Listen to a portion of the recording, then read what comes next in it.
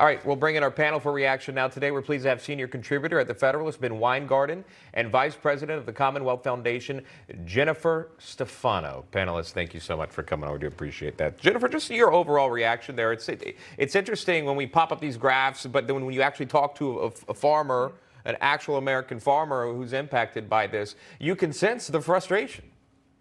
Yes, and let's not forget that the Biden administration has just declared war as well on one of the leading weed killers that has helped actually reduce weeds and feed the world, glyphosate. There's a case pending before the Supreme Court that the Biden administration has reversed their view on it, and they want now the Supreme Court to ignore the billions of dollars of lawsuits against Bayer.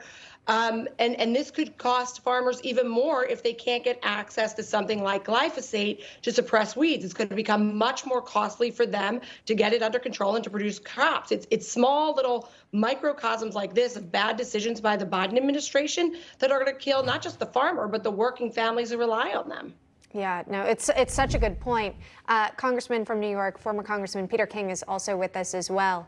And, you know, Ben, I'll go to you. When we were listening to Stephanie sort of describe the challenges she was facing in California and then also now in Tennessee because the cost of goods is up, the fact that she would just like some representation at the highest level at the White House. I mean, is there someone who's looking out for these farmers? Is there someone who might be tapped to be in charge of getting inflation down? Could that help?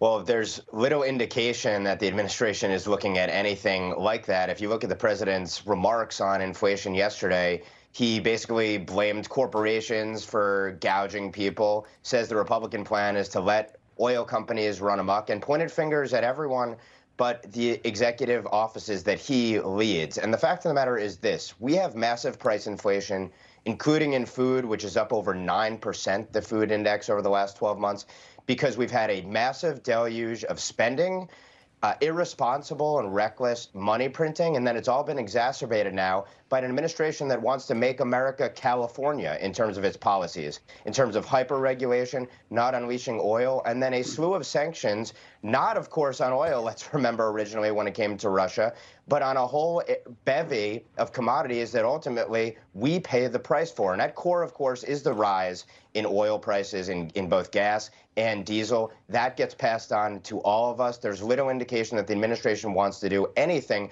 but continue the reckless spending and then point the finger at everyone but himself. Well, let's talk about pointing the finger here, Congressman. I'll get your thoughts on this. I wanted to play this first, though. This is President Biden on his thoughts on who's to blame for the rise in prices. Here's that. I never expected, let me say this carefully. I never expected the Ultra-MAGA Republicans who seem to control the Republican Party now to have been able to control the Republican Party. The president uses this term Ultra-MAGA. He also goes on to blame Republicans and their plan and how it would tax so many different Americans. The Washington Post gave him 3 Pinocchios, meaning that's not actually true. Congressman, final thoughts from you on this. And Americans, do they want to see blame or do they want to see solutions? They want to see solutions, and often issues like inflation are beyond the president's control. In this case, this is all a self-inflicted wound, starting back when he first took office, and he basically ceased our energy production as far as the Keystone Pipeline, as far as drilling in the Arctic.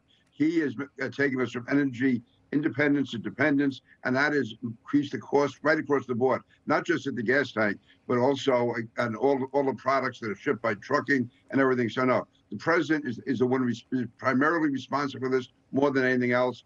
And for him to be blaming it on Putin, on MAGA, down the line, on Donald Trump, the fact is the buck stops with him. He is responsible. Yeah. All right, great discussion with our panelists.